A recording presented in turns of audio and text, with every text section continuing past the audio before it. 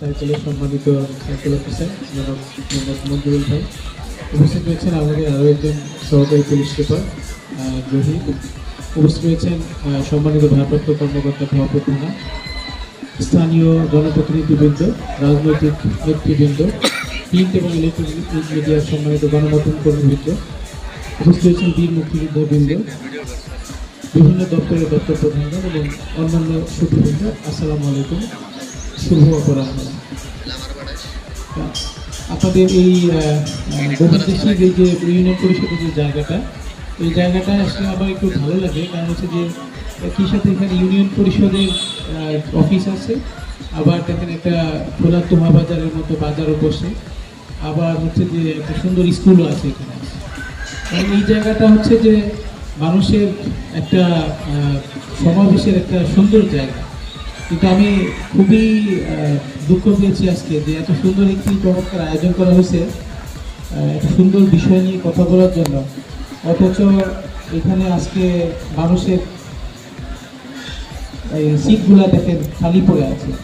তো এটা বোধহয় আমাদের যারা আয়োজন করেছে, আমি মনে করি যে তাদেরও কিছুটা দায়ভার বা ব্যর্থতা রয়েছে, বা হচ্ছে আমাদের যারা জনপ্রতিনিধি রয়েছে যিনি, তারও এখানে ব্যর্থতা আছে। তা আমি আসলে প্রোগ্রামটি হঠাৎ করে আজকে জানতে পেরেছি, যে কারণে আমি পুরোপুরি বিষয়টি যে একটা দেখার বা এটা ব্যবস্থা নেওয়ার যে সময়, সেটি আসলে আমার ছিল না।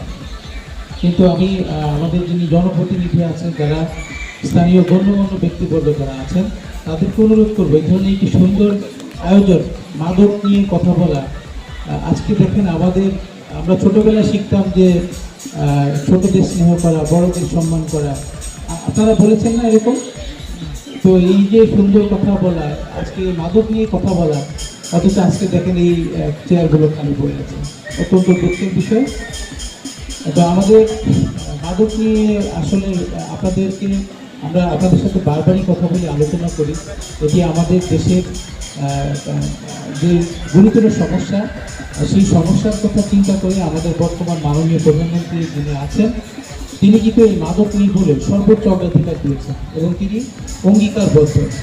তারই ধারাবাহিকতায় আমরা ভুয়াপুর উপজেলা থেকে যারা আইন শৃঙ্খলা রক্ষাকারী বাহিনীর দায়িত্বে আছেন, বিশেষ করে আমাদের সাথে আজকে যিনি এখানে উপস্থিত হয়েছেন মঞ্জুর ভাই, অত্যন্ত ব্রিলিয়ান্ট একজন মানুষ, এবং তিনি শুধু ব্রিলিয়ান্ট সেটিই নয়, একজন বিনয়ী এবং আন্তরিক মানুষ। যারা তার সাথে কথা বলেছেন বা বিভিন্ন সময়ে তার সাথে সময় দিয়েছেন বা সময় নিয়েছেন, তারা জানেন যে তিনি কত বিনয়ী এবং আন্তরিক মানুষ এই পেশাদারিত্বের জায়গা থেকে।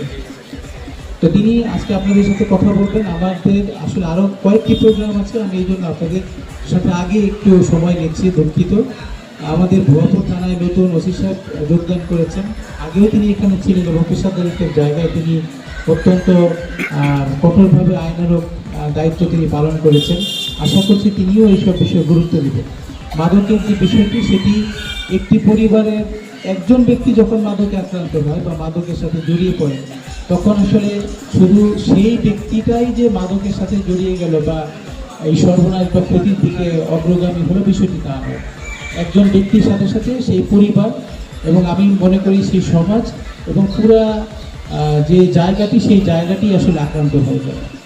শরীরে যেমন কোনো একটি জায়গাতে ইনফেকশন কিংবা মহামারী, ক্যান্সারের মতো একটা বিষয় যখন ঢুকে যায়, তখন যেমন সেটি সেই নির্দিষ্ট স্থানে আবদ্ধ না থেকে সেটি যেমনি করে মেটাস্টেসিস হয়ে যায়, মানে ছড়িয়ে পড়ে, ঠিক তেমনিভাবে মাদকের ভয়াবহতাও অনেকটা রকম।